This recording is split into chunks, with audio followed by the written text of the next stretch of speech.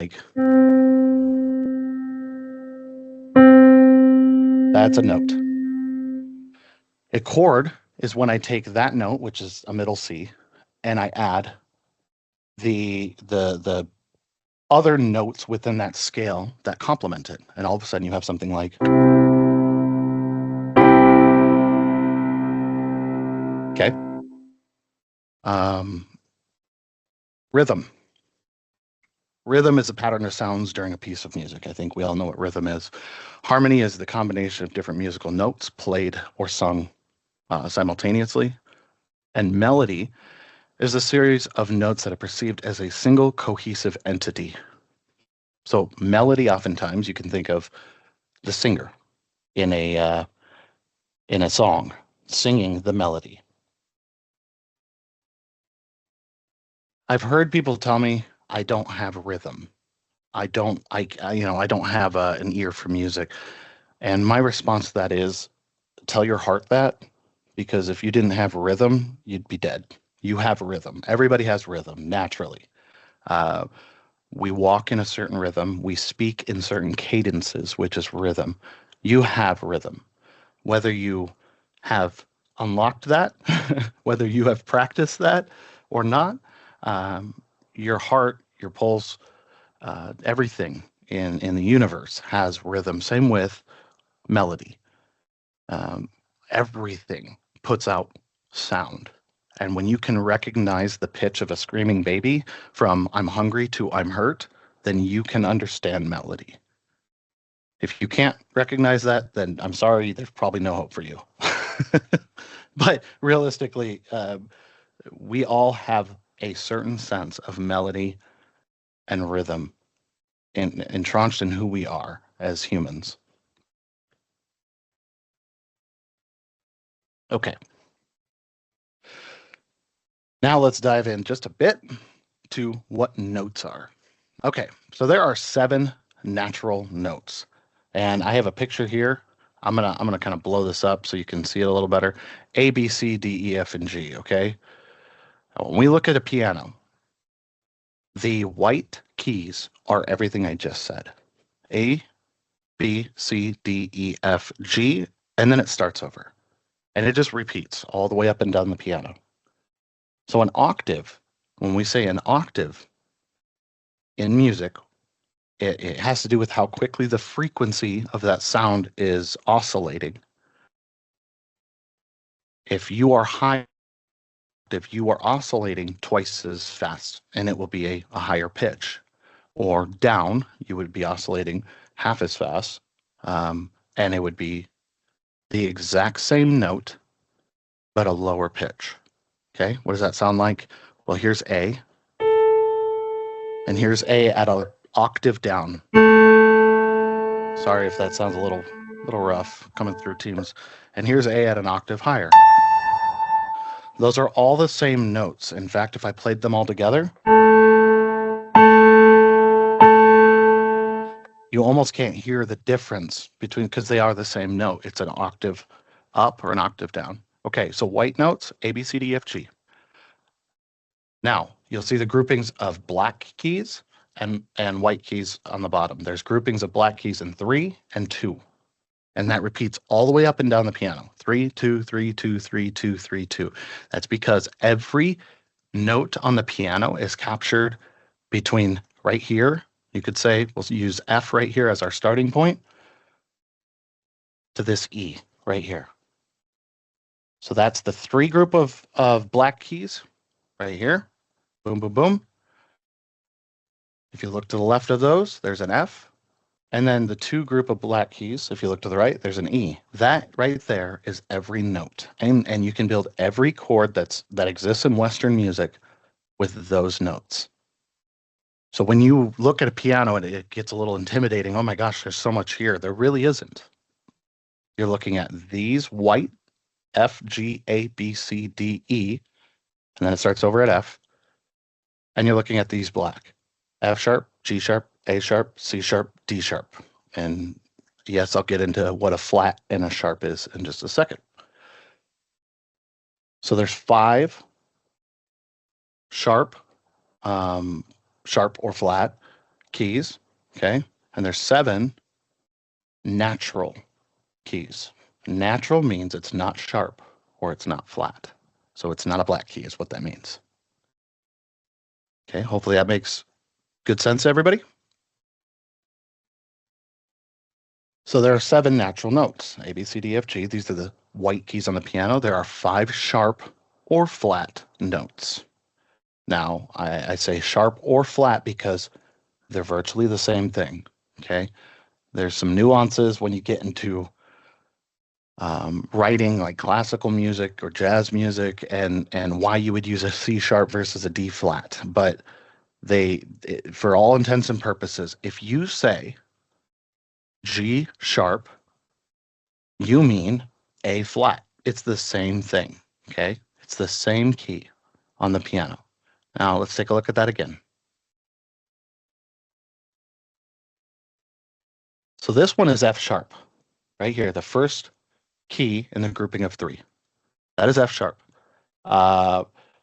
This is F. So F sharp, when I say up, by the way, I mean left to right. F sharp is up 1 key from F. So it's sharp. But it's also 1 key down from G. So it's also G flat. And that just means 1 key up is, you see right here, a sharp note is one that is a half a step up from a natural note. A flat note is one that is a half a step down from a natural note. I'll tell you, I'll get into half step, whole step in just a moment. There's no half step is a single key down or a single key up, okay? So this F sharp is both up 1 key from F, but it's also down 1 key from G. So it's F sharp or G flat. So G sharp here is also A flat. It's up 1 from G, it's down 1 from A. Now you'll notice there's a couple groups of these that don't have anything in between them. If you're a guitar player, there is no fret in between these notes. Okay, every key on the piano can be represented as a fret on the guitar. It's the exact same thing. B and C are right next to each other. There's nothing between them. So a B sharp, which by the way, I have music books that reference B sharp, but us normal people don't regularly say B sharp because it's just C. Again, it's weird music theory. It's when you get into the kind of nose up in the air type folks, they'll start saying that things like C flat, which is B. Okay, it's 1 key down from C, 1 key up from B is C. Hopefully that's making sense to everybody. Same with E and F. Key up from E is F, key down from F is E. But a key up from F, again, is F sharp, okay? I'm going to pause there because this has to be understood before we go on. Are we good here? Is there anybody with a question or needs a little additional clarification?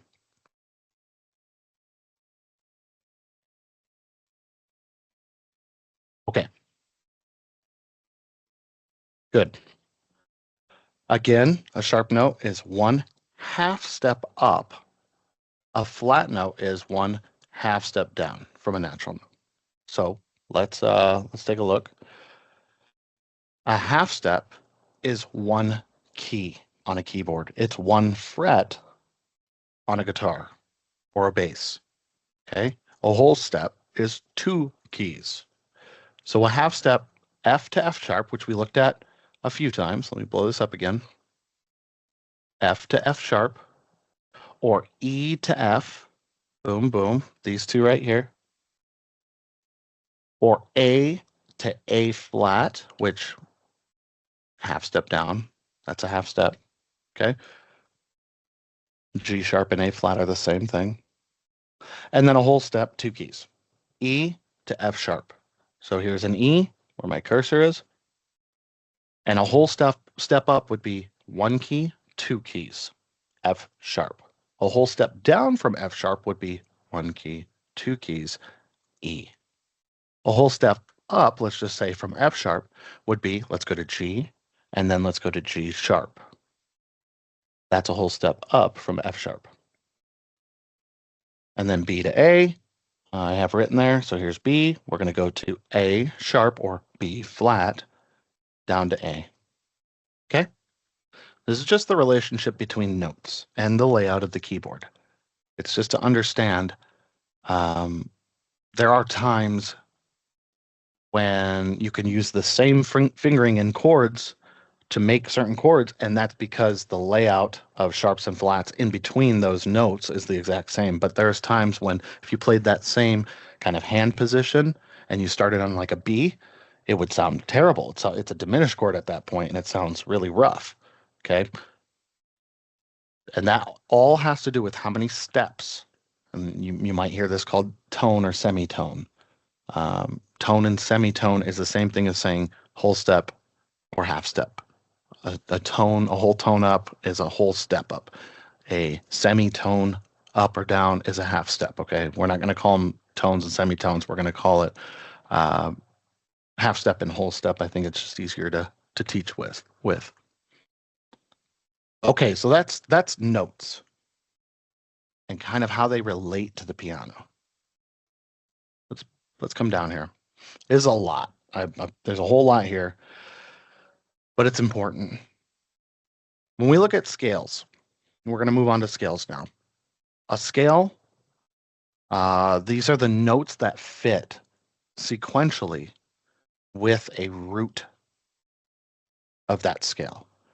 So if we have you want to build a scale in the key of C, our root for C is C.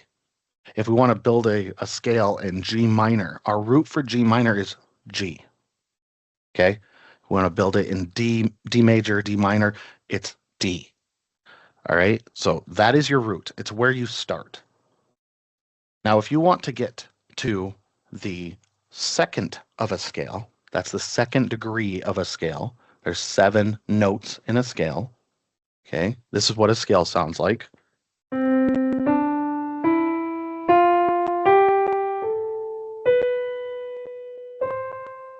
All right, that was a C major scale.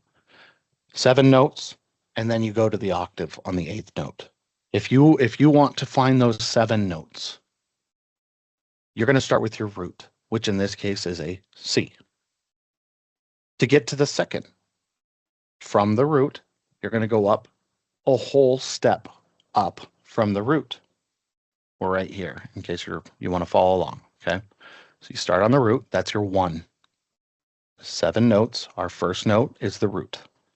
To get to the 2, you're going to go up a whole step from the root. What's a whole step? Well, let's consult our little guide over here. It's 2 keys. Okay. To get to the 3rd from the 2nd, you're going to go a whole step up from the 2nd. To get to the 4th, you go a half a step up from the 3rd. To get to the 5th, a whole step up from the 4th. To get to the 6th, a whole step up from the 5th. To get to the 7th, a whole step up from the 6th. That seems like a lot to remember. This is how you can remember it. Start on your root, then you go a whole step, you go a whole step, you go a half step, go a whole step, whole step, whole step, and that half step will bring you back to your root, but an octave higher. Okay? So, whole, half, whole, half. That's it.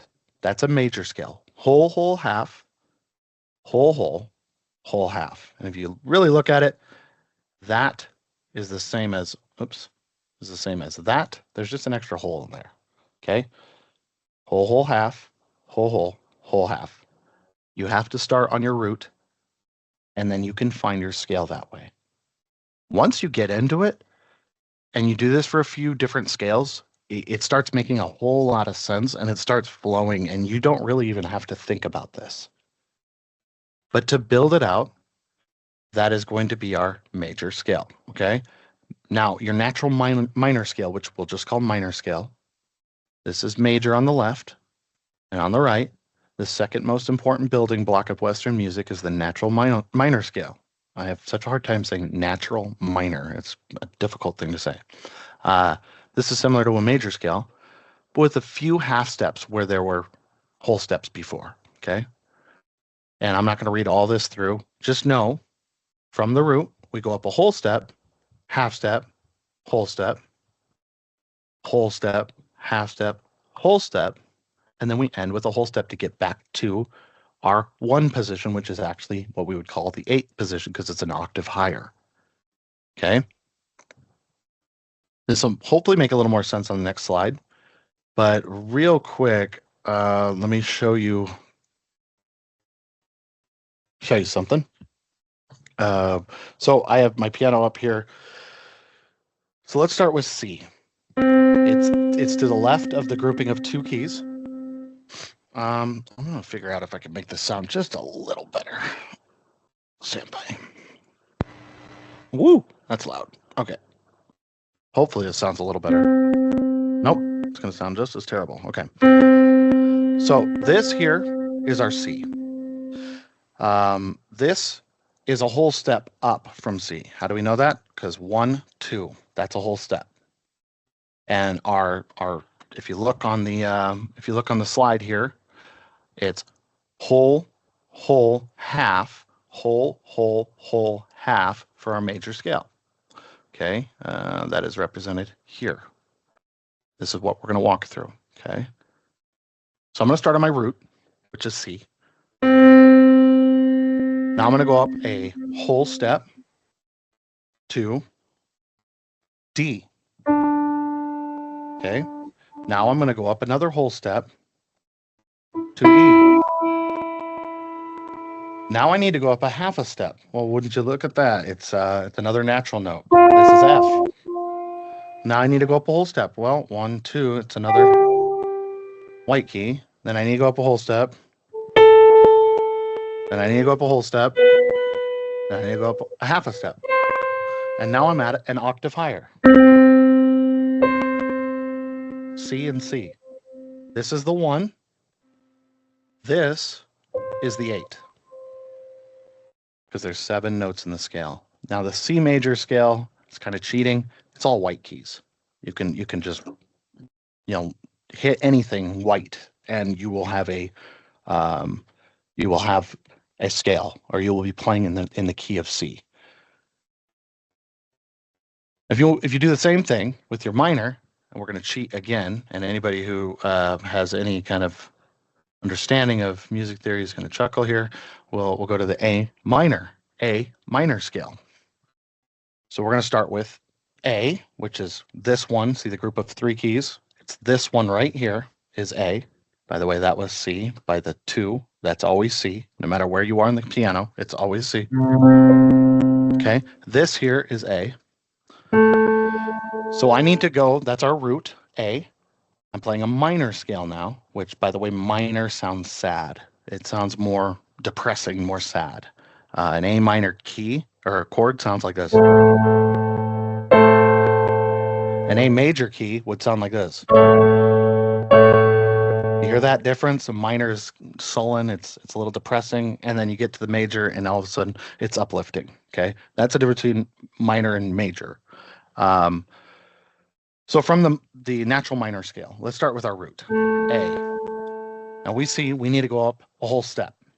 So I'll go up 1 key, 2 keys. So now I'm on the 2nd degree of this scale. The root was the 1. Now we're on the 2nd degree. This is a B. Now I need to go up a half a step to get to the 3rd degree, which is right here, which is a C. Now I need to go up a whole step to get to the 4th degree. That's a D. Whole step, E. Half step, F. Whole step, G. Whole step, A. A minor scale is the exact same thing as the C major scale. The only difference is you start on A instead of starting on C. If I start on C,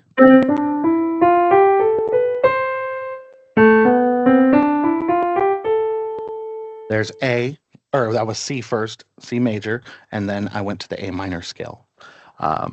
There's a lot of theory behind that. We're not going to get into that.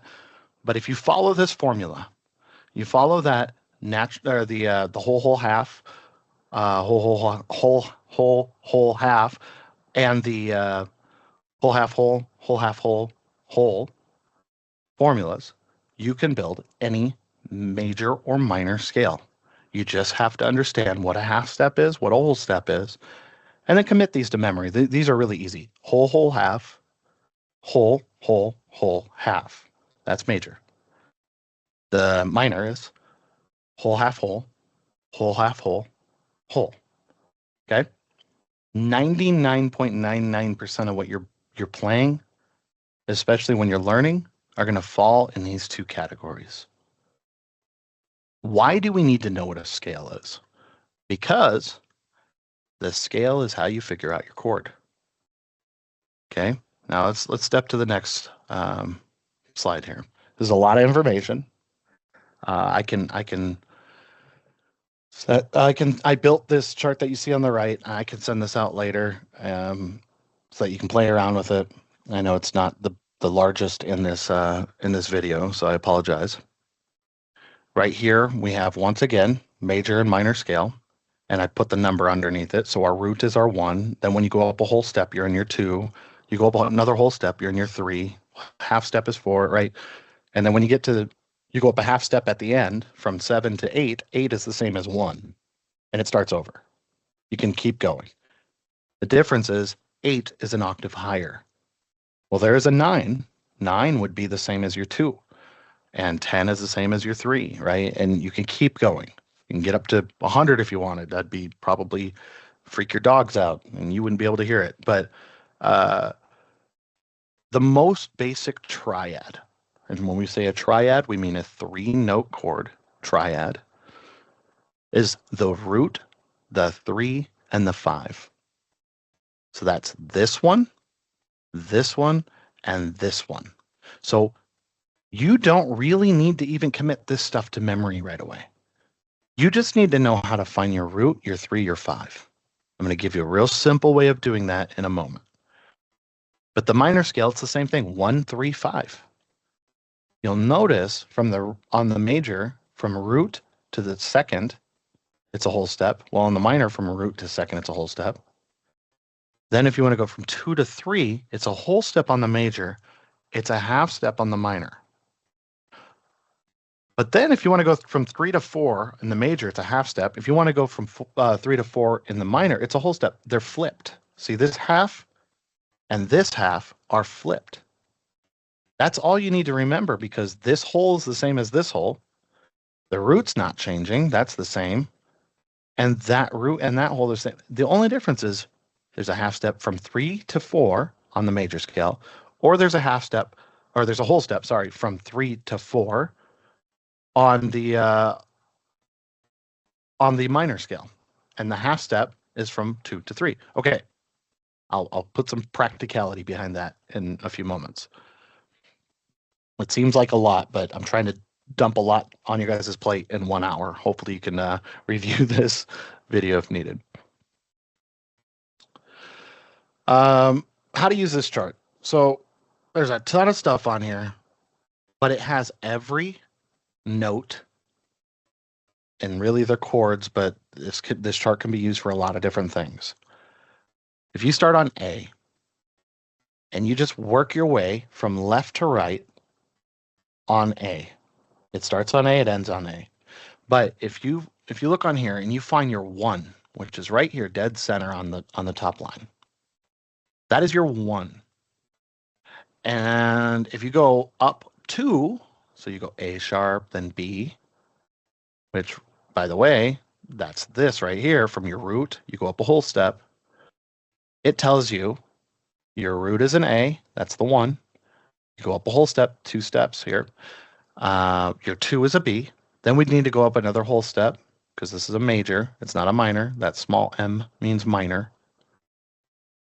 Go up a whole step from there, C sharp, half step, D, whole step, E, whole step, F sharp, and then we got to kind of come over here to F sharp, and then a whole step to G sharp, and then a half step back to your A, which is your root.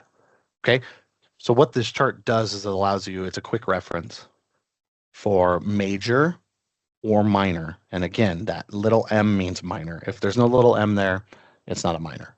So you see this D sharp minor, or D sharp, the sharps and flats, the black keys, they can have minor or major scales as well. Does this make sense? Is this tracking with everybody?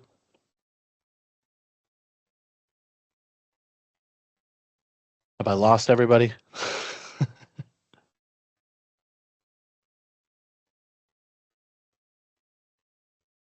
It's okay if I need to go over any of this again. Happy to. I'm going to put a practical application to this in a moment. So you don't need to commit everything that I've shown you to memory, but you do need to remember this. Root, third, fifth. Okay. 1, 3, 5. That is our most basic triad. When I play something like this, that is a root, a third, and a fifth. Okay. All right, let's move on. Now let's apply it. Let's apply this. First and foremost, playing. This really is important.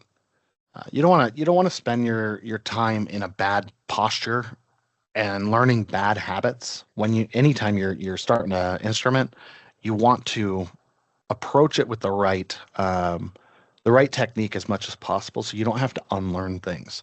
I've had to unlearn so many bad habits on guitar. I've really tried to put some focus on learning things correctly on piano. But when it comes to piano specifically, make sure your shoulders relax, keep your back straight. Don't tighten up your hands. Don't tighten up your arms as you sit there. Relax. You don't have anything to rest your like elbows on and stuff. Just relax. Don't sit too far away. Sit at a comfortable level where your arms are almost at a 90, maybe a little bit out. Okay. Keep the weight on your seat, on your backside, not on your feet. You keep them on your feet, you're going to be in pain. It will actually hurt your feet. You'll feel it in your feet. Okay. So just sit and relax. Now your hands. This is where I see the most issues. So imagine you're holding an egg or a softball, a small ball in your hand. And if you want, do it now. You can kind of hold your hand like you are holding a tennis ball, a small tennis ball. That is how you want to start with your posture on your hand. I know it seems a little odd or counterintuitive. Let me transition to show here. So I figure out how this. So my hand, when I start, I don't even think about it now, is very much in kind of a fingers down sort of position. I am not resting my hand off the edge of the piano like this. I have my hands elevated and curved. Okay. As I come into this, I have that curve never changes. That stays apparent and present throughout my playing.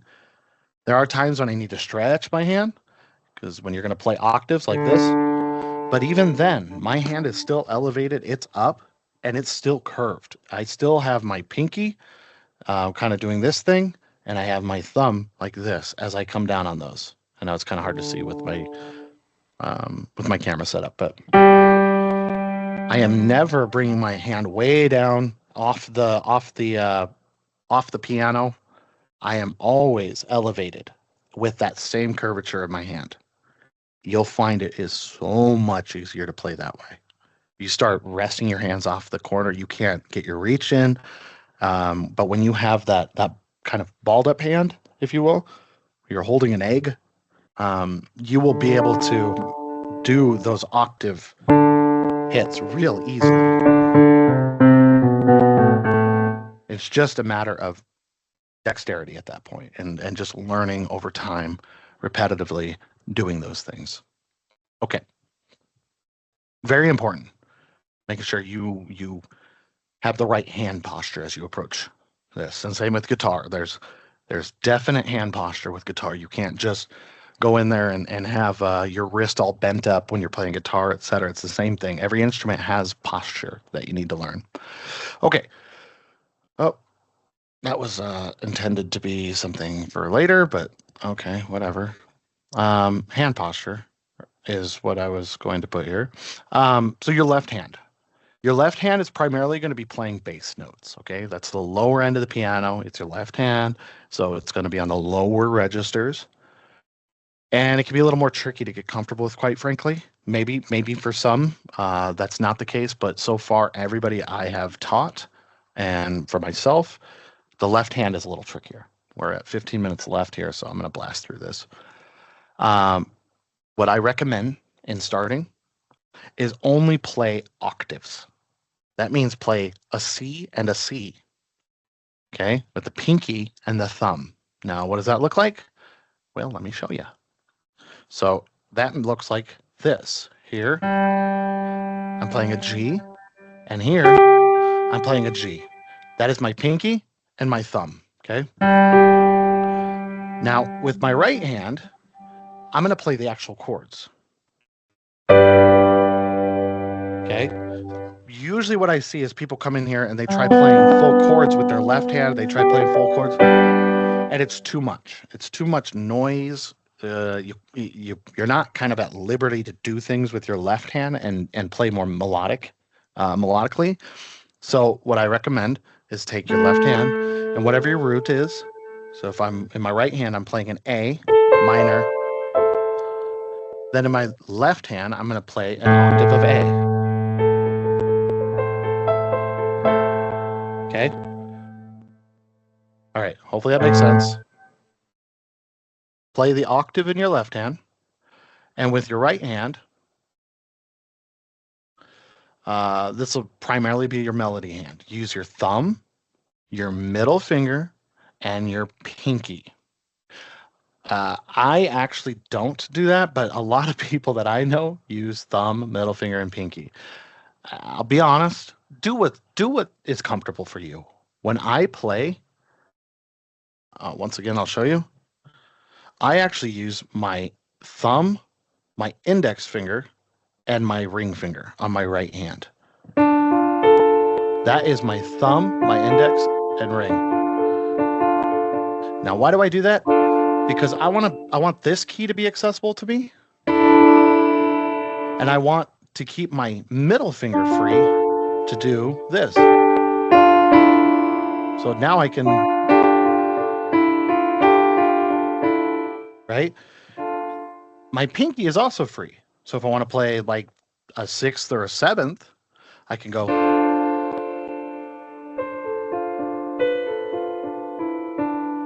That is why I use my thumb, my index, and my ring finger.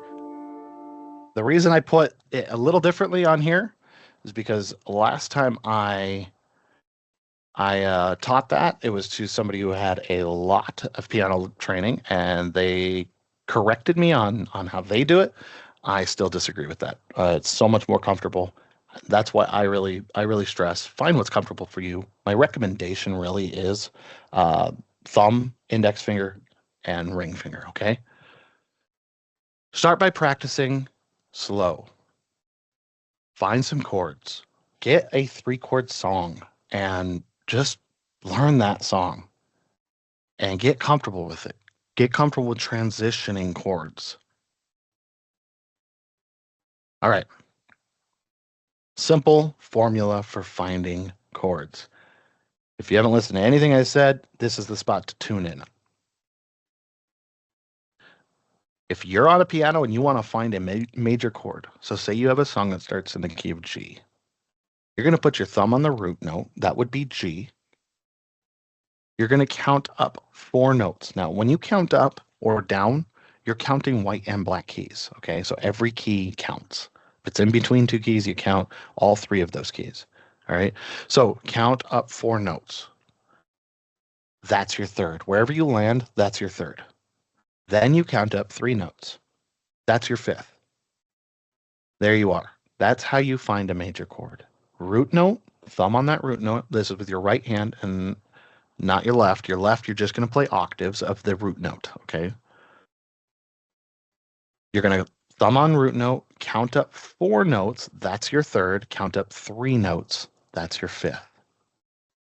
And it's pretty logical. Why? Because from the root, you're going to go up whole to get to your third. Well, that's 4 notes. A whole is two notes, right? 2 keys. So you're going to go up 4 notes or 4 keys to get to your third. Then from the third to the fifth, you would go up half and whole.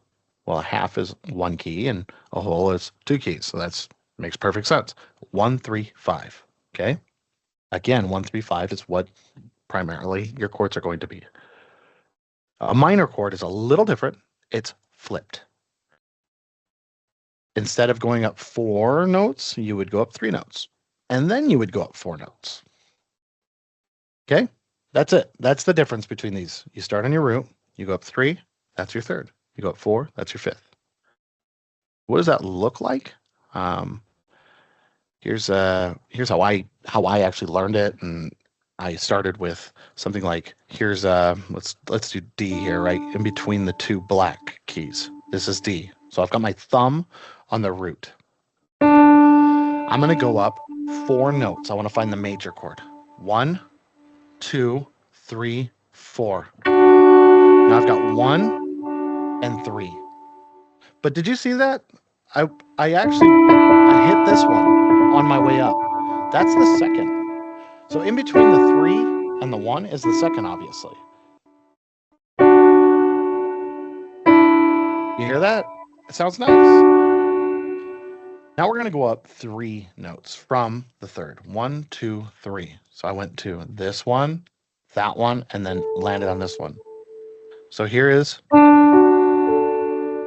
that's a D major chord. Now on my left hand, I'm going to play that D and that D. Okay, but it's out of screen, so you can't see it. It's just an octave. Now watch.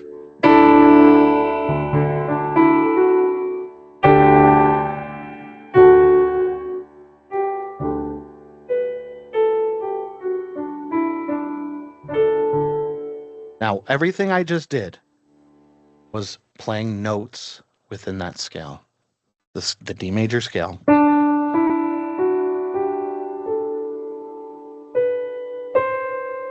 Oh, sorry.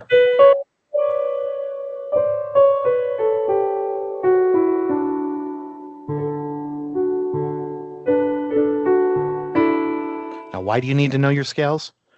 Because when you map your scale out, those notes can all be played with that key, with that chord. And here's the real beauty of it all. If you know the key of the song that you're playing in, if the key of that song is in D major, I can play those notes over the entire song. Those notes comprise the entire song. Unless they have some crazy key change, which if you listen to things like Animals as Leaders or any progressive rock or anything like that, then you're probably going to have a lot of that, or any music that I write is going to have key changes. But the reality is most modern music, as you listen to it on the radio, etc., it's very simple, and they use the same chords for everything. My suggestion is start with that stuff and then throw it out the window and go find some real music where you can actually learn and grow in music. Let's start with it. It's good to learn the fundamentals. Now let's do the same thing for a minor. Now we determined that this, and this, that is your 1, 3, and 5, right? Well, check it out. If I take my 3 and I just go down 1 note, 1 key, I have the minor all of a sudden. How do I know that? Well, remember I have to go up 3 and then 4 instead of 4 and then 3. So from here, I would go 1, 2, 3, 1, 2, 3, 4. That's the major. That's the minor. Same thing if I'm in C and I want to go to C minor, I go down 1 on the third. There's a C minor. If I'm in A major, and I want to go to A minor, G major, G minor, F sharp major, to F sharp minor. That's the only difference if you're playing 1, 3, 5 is the minor going down half a step. When I found that out and I realized that in music in general, but specifically on the piano, it's so logically laid out. When I realized that, it kind of blew my mind. Um, it makes it so much simpler to figure things out. And I'm always just playing octaves with this hand. I'm always just playing whatever my root note is. I'm just playing that twice with this hand, and it sounds great.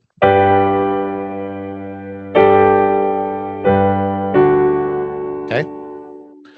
All right. I'm holding myself back. I'm trying not to play. Um, I wanted to dive a little deeper into, I'll just quick touch on this. Let me blow this up. Let's blow it way up so you can really see it. Let's look at this. If I'm playing an A chord, so that's the 1, the 3, and the 5, ignore the Roman numerals. I'm going to dive into that if I do another one of these. If there's interest in doing another one of these, I'm going to talk about those Roman numerals, and we're going to start getting into the keys of songs and actually writing songs and building songs. Stefan and I did this the other day where we jammed out off of this sheet. This is how we did it. So 1, 3, and 5. But if I wanted to, I could replace that 5 with that 6. What does that sound like? Well, here's an A major. But let's take that 5, which is an E. Let's get rid of that, and let's put the F sharp in there instead. That sounds amazing. So that's called an A6. I just got rid of the 5 and I added a 6. Or I could keep that 1, 3, 5, and I can add a 6 in there. There's 1, 3, 5, and here's 6. So what does that sound like? Ah, man, that is terrible. Sorry, it's Teams is not playing well with this. Oh, there we go. That's a little better. Adding that in is great. I could instead add the this G sharp, which is the 7th degree of the scale. That's this note. Okay. Now this one's going to sound a little jarring, but in the right context, it sounds beautiful.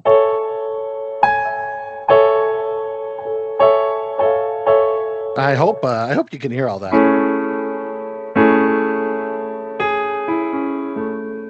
Okay. It's like a Billy Joel chord right there is what that is. That's a major 7th, or yeah, major 7th is what you would call that. Okay. So the idea here is you can build chords off of this. You don't have to start with a root. You don't. You could start with a second, a third, a sixth, whatever, and use these notes to build your chords.